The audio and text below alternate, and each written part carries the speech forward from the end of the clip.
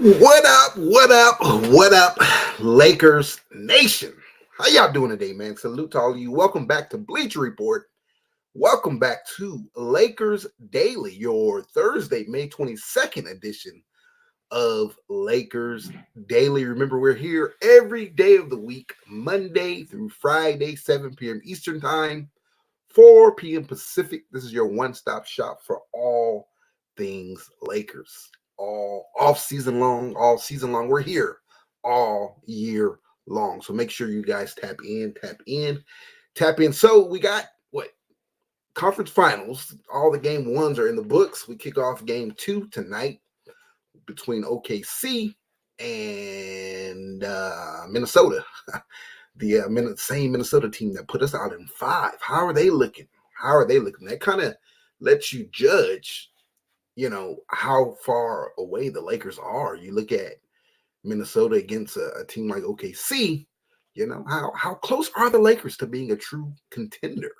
I think we need a lot more than just a big, right? We talked about it on Tuesday. You need a lot of versatility. You need some depth. You look at all these teams, that's what they have. Minnesota has some depth, right? OKC, definitely one of the deepest teams. But then you go to the Eastern Conference, Indiana. How deep are they, man? And that youth, that athleticism, the way they run, their pace. Oh my gosh, what a game last night. I think we witnessed an instant classic last night. Halliburton with the oh boy. You talk about proving his doubters wrong, right? Overrated. What? The man that's balling in New York with a choke job last night. That series, that game 1 could determine that series, man. That's how important that game one was, right? And then OKC, they just look like a better team than Minnesota. Minnesota absolutely has to bounce back tonight.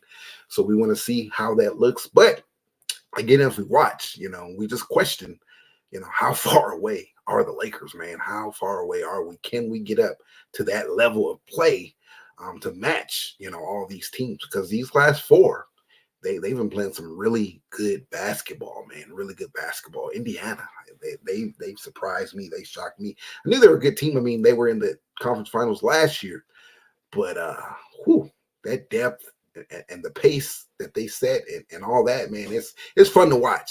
Fun basketball to watch, and the Lakers have a lot to do to get up to that level of ball. It's with the Lakers where it just was not enough, right?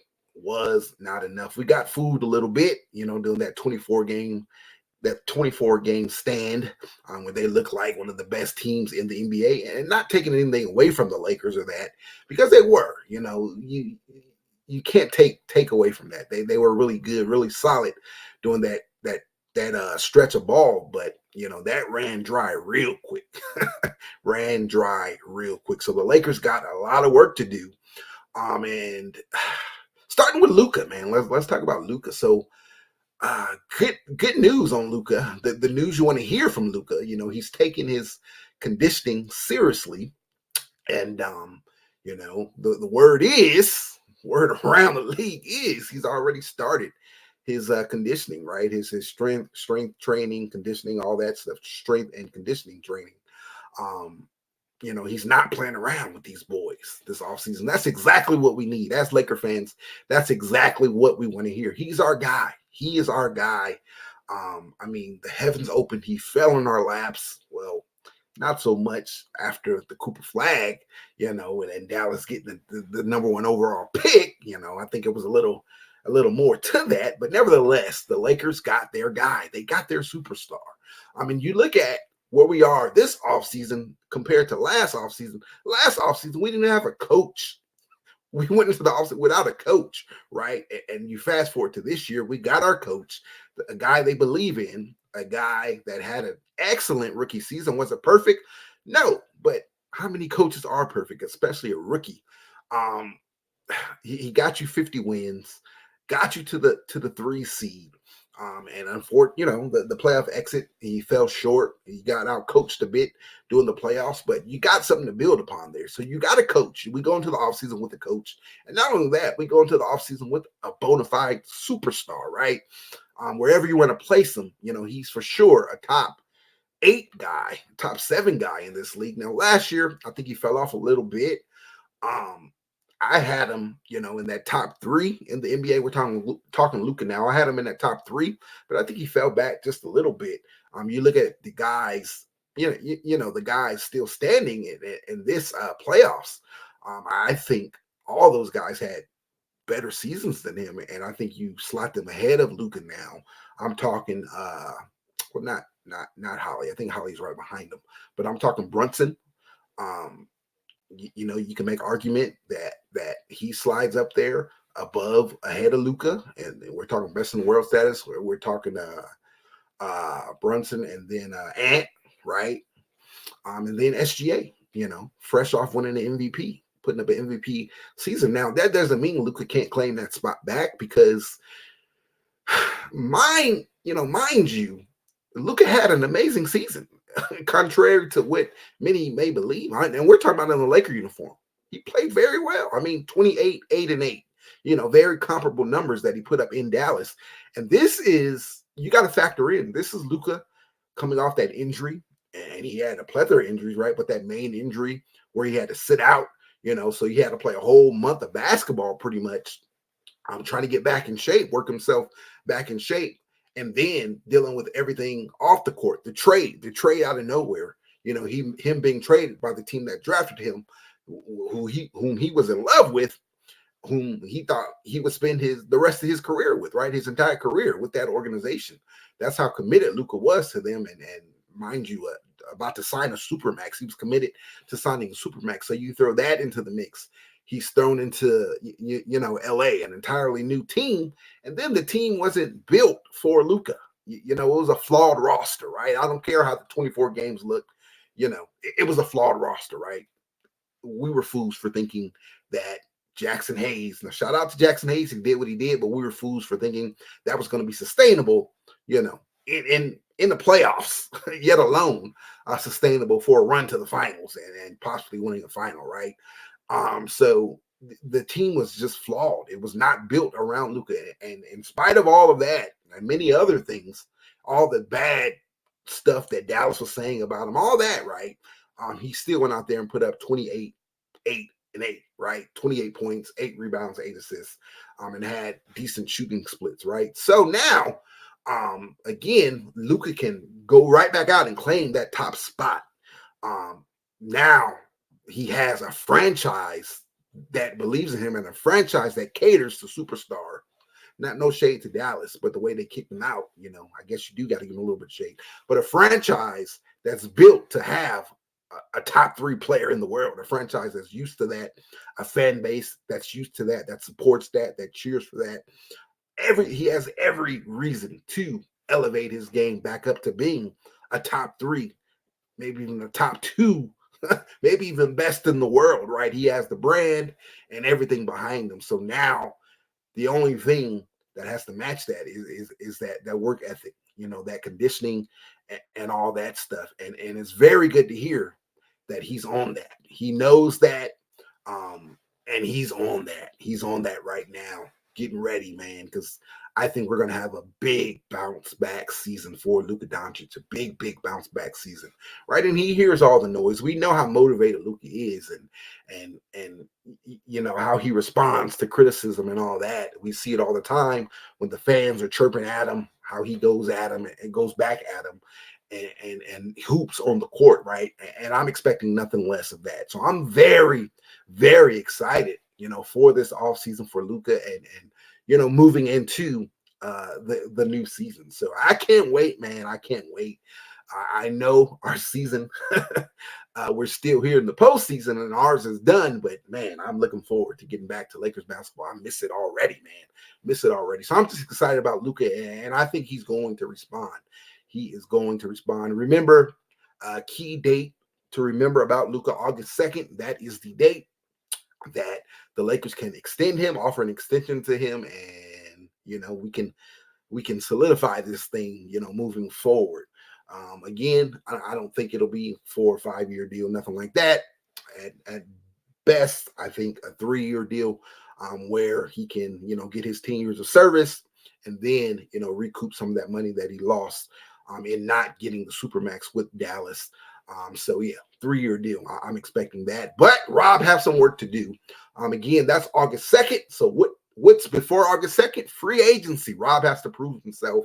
He has to go out there. And I like this. He has to go out there and show Luka that we're fully committed. And that's the thing. You have to be fully committed. We don't want Luka. You got Luka. Fell in your lap. We can't have 1 foot in and 1 foot out, man. You got to exhaust all your resources. You got to turn every stone. Every player, I'm talking every player, it has to be available if you're able to elevate this roster around Luka, if you're able to put better pieces that fit around Luka. So let me see, did we get cut out? Okay, I think we're back.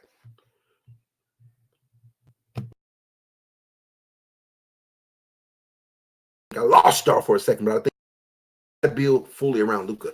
You got to be 100%, 1,000% committed to building around Luka Doncic. And Rob is going to have to do that. You got to turn every stone, man. That means everybody on the roster, not named LeBron James. You got to, if there's a will, there's a way. You got to be calling everybody. You got to be tapping in with everybody, checking in with everyone, and you got to get the pieces around. Now, that being said, it may not all get done this summer. It just might. Rob has shown that if there's not something out there that he likes, he'll be patient. He will be patient. Last summer, prime example, you go back even before then, the trade deadline, right? Not this past trade, we're talking about last year. He didn't make any moves. He said he'll do it in the summer. You got to the summer, he didn't see nothing he liked, couldn't get a deal done, didn't want to give up the picks, didn't want to give up whatever. And nothing got done, right? You went into the season with nothing done. Now, I do believe something will get done. I do believe they will make moves. It won't be like last summer where they made 0 moves. They will get a starting center, or they will get a center on this roster. But will it be that center of the future, the center that they want to pair with Luka? That's where I don't know. Now, personally, I'm going all in, and I'm going to get, Gafford, Nick Claxton, whatever. I'm swinging, swinging like I'm not waiting, right? But they may not take that approach if they're not sold on Claxton, or if they're not sold on Gafford, and they don't feel like those guys are the center to pair with Luka moving forward.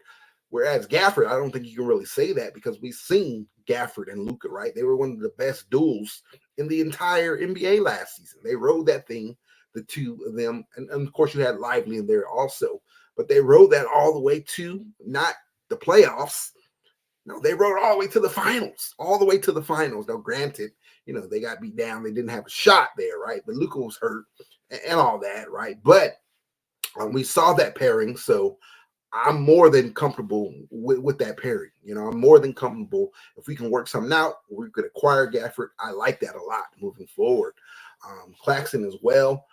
But again, if they can't get a deal done, or if they don't want to give up the picks, they don't think, or the pick, you only got 1 pick. If they don't believe that either of those guys are worth that pick, or whatever the case may be, or if teams are trying to overtax us, and they want Reeves, because I don't think neither of those guys should cost Austin, Gafford or Claxton.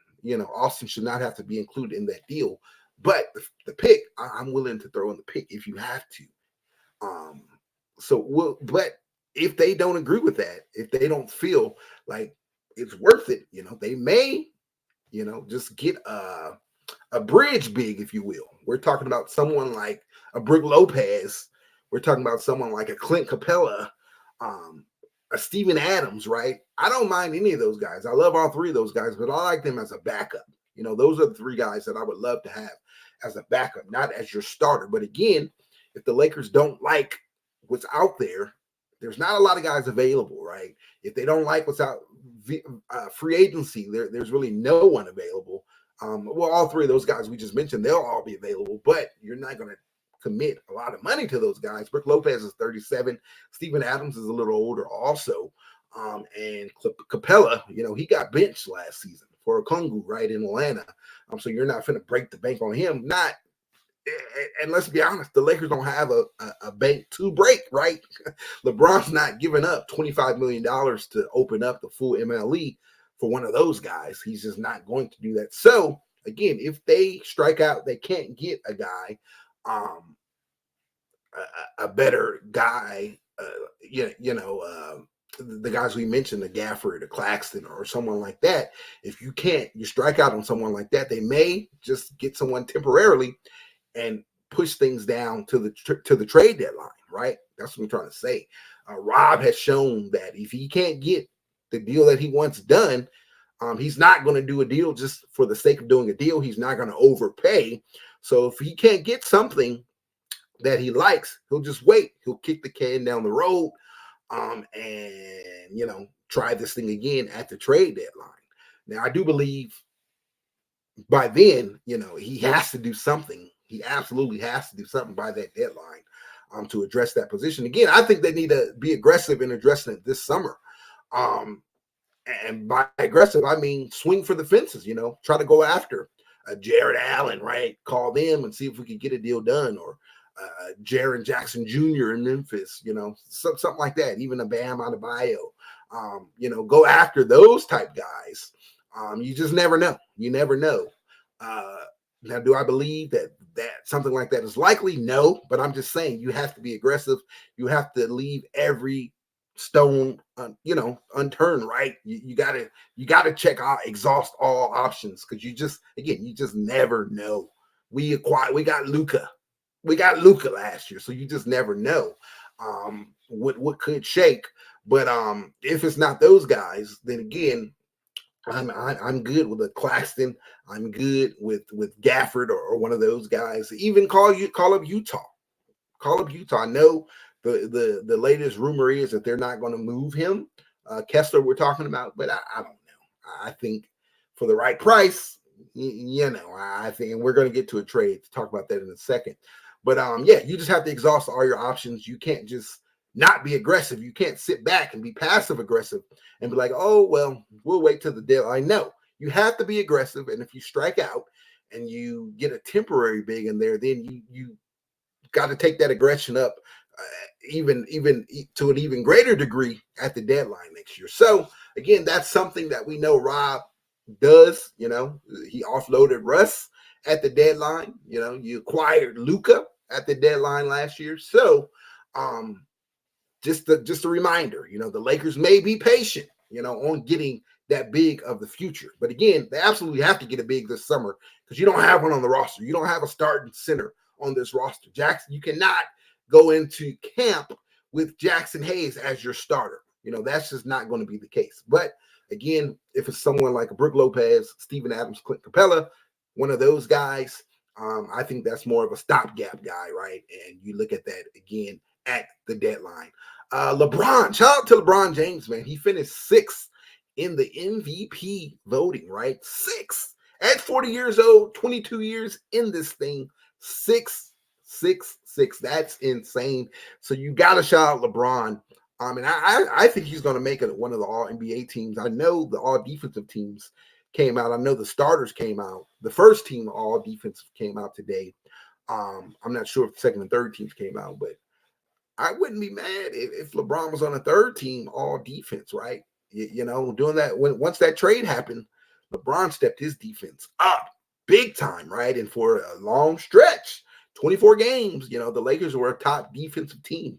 Again, that all fell off, but LeBron did his thing defensively. But again, 6. So, of course, SGA, he won it. He'll get presented with his trophy tonight. That was announced yesterday. He won it. Second was Jokic, of course, and then third was Giannis, and then you had Brunson you had Tatum and Brunson. Sorry, not Brunson.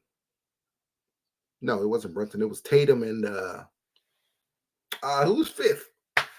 I forgot already. Was it Brunson? Yeah, I think it was Brunson. Tatum and Brunson rounded that out, and then LeBron was 6th, right? So he finished ahead of SGA, finished ahead of Steph. Finished ahead of Cade Cunningham, finished ahead of all those guys, man. So, no, it wasn't Brunson. It was Donovan Mitchell. Sorry, Donovan Mitchell. So that was your top 5. SGA won it. Let me correct that. SGA won it. Jokic was 2nd. Giannis was 3rd. Tatum, and Donovan Mitchell. Those are your top five. And then 6 was LeBron. So LeBron finished ahead of Brunson, right? Ahead of all those guys, SGA, Steph, Cade, all those other guys that we mentioned. So shout out to King James. Again, we're all waiting to see what LeBron's going to do. He has until June 29th to make his decision. Will he opt in on that $53 million contract? He has that player option. He can opt in and accept that, or he can opt out, and which I think more than likely that's what he'll do. He'll opt out and do a 1+1, which I'm not the biggest fan of. I just want LeBron to opt in and make the announcement that hey man, let's do this. This is the last ride. I would love that. Not because I'm tired of LeBron. LeBron's great, and he has every right to play as long as he wants to. But I'm looking at building around Luka. I've always said I can't really put a true judgment on Rob Pelinka until LeBron is gone, because LeBron still carries so much power in spite of so much power in regards to the roster and stuff, in spite of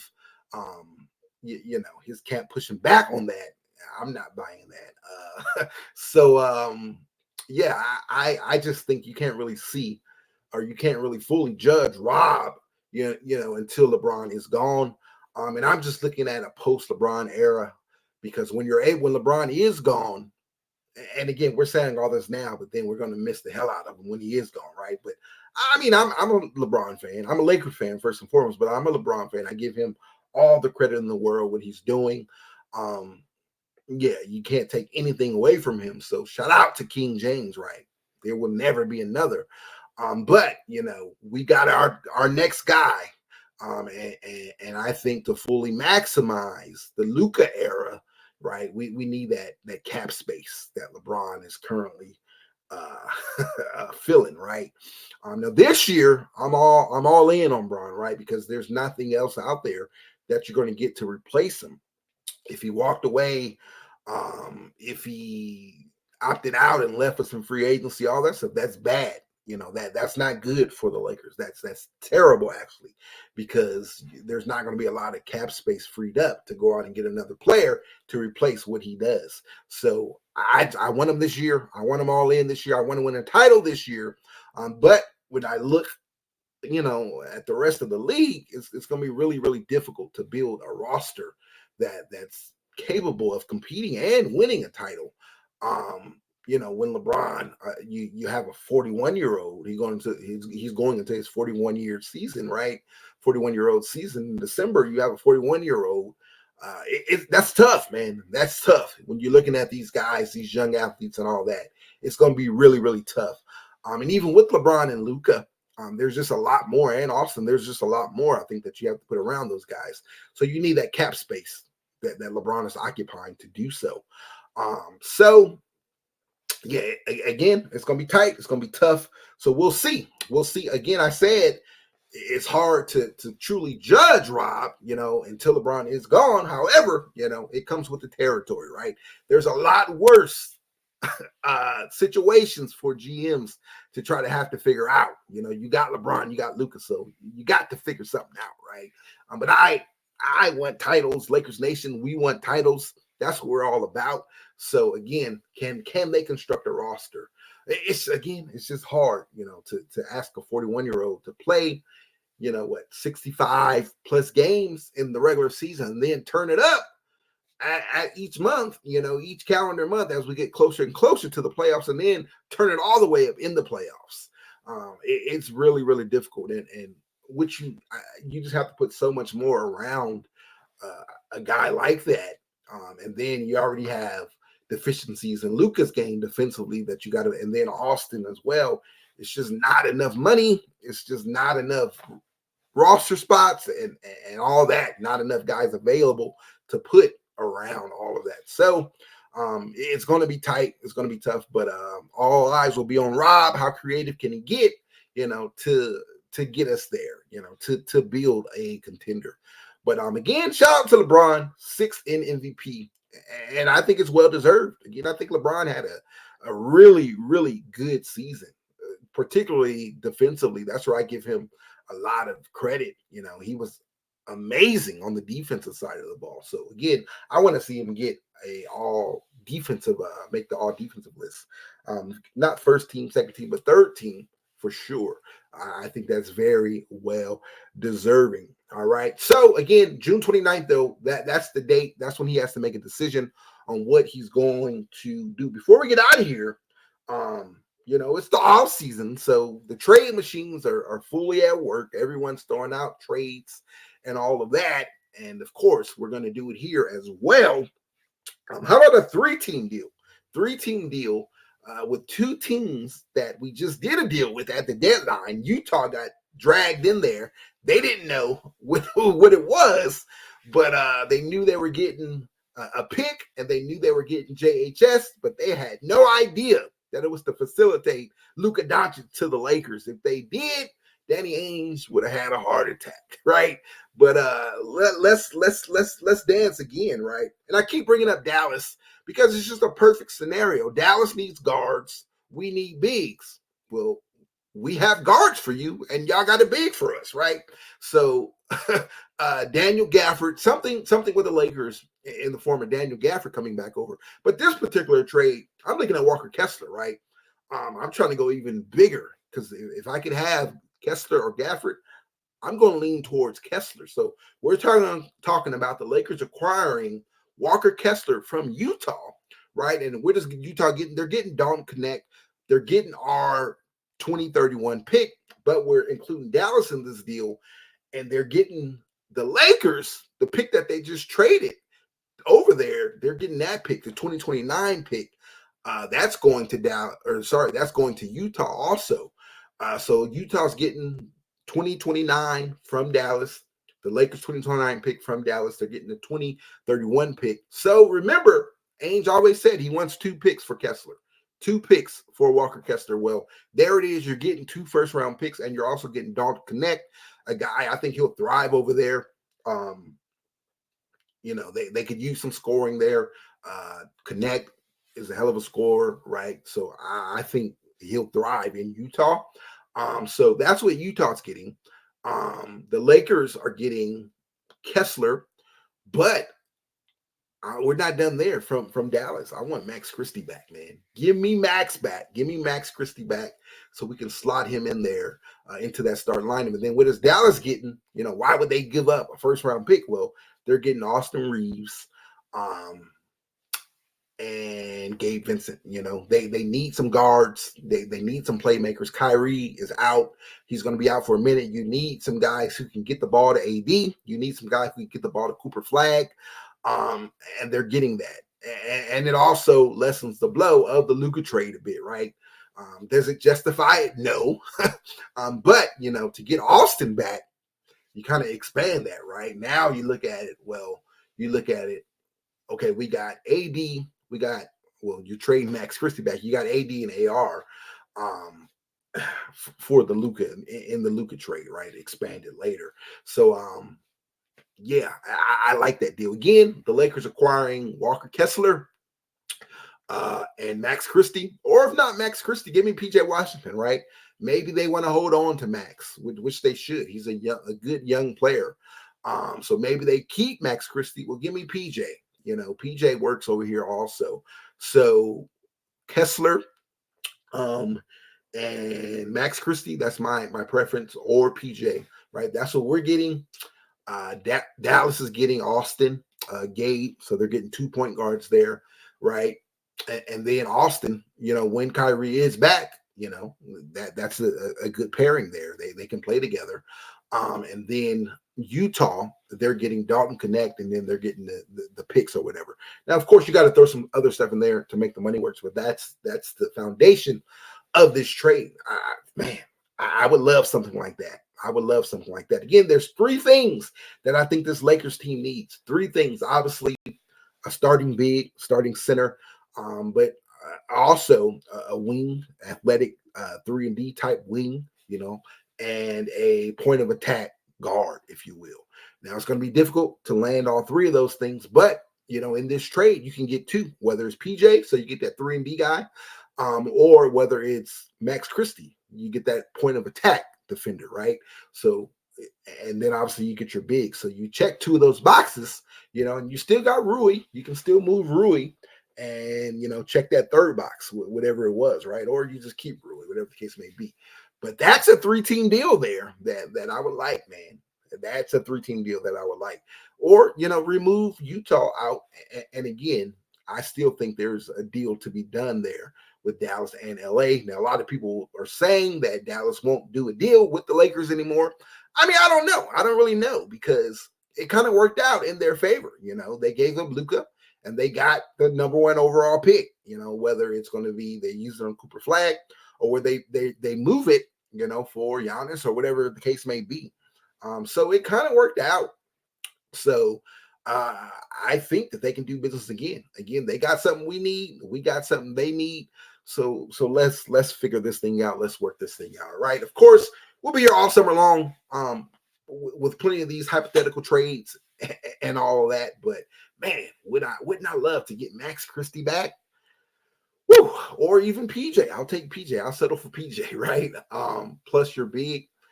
I love that a lot, man. But sound off in the comment section. Let me know what you guys think about it. And any other trades, right? Hey, we got all season long to talk about it.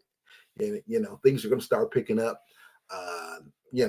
Around this time next month, things will really be heated up, right? We'll be going all in. But until then, we got plenty of time to talk about what the Lakers should do. So sound off, man. Bleacher Report is the best place to do it. Sound off right here. And I'm sure you'll get tons of responses, right? So go ahead, cook, y'all. Cook. All right. That's it. My time is done. I'm going to get out of here and get ready for game 2 of the Western Conference Finals. I'm your host, LOE, which stands for Lakers Over Everything again. Shout out LeBron. Shout out Luka putting in the work already.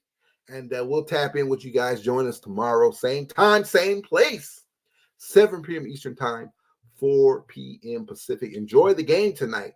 Peace.